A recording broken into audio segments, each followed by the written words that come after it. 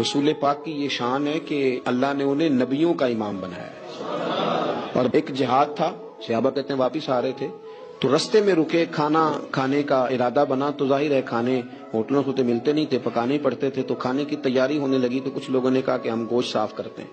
گوشت بناتے ہیں، کچھ نے کہا کہ برتن میں صاف کر کے اہتمام کرتا ہوں، کسی نے کہا کہ میں بعد میں بانٹنے کا تقسیم کرنے کی ڈیوٹی لیتا ہوں۔ سب ڈیوٹیاں لے رہے تھے تو حضور بھی بولے، فرمایا تم نے اپنے اپنے ذمے کام لے لیے ہیں، میں اس طرح کروں گا لکڑیاں اکٹھی کر کے لاؤں گا تاکہ آگ جلا کے روٹی پکائی جا سکے۔ صحابہ کہنے لگے فدا کا روح ہی و قلبی، سونے دل بھی قربان، جان بھی قربان، ماں بھی قربان، باپ بھی قربان، ہم کیوں حاضر ہیں یہ کام کرنے کے لیے؟ تو حضور نے فرمایا میں تم سے ممتاز نہیں ہونا چاہتا،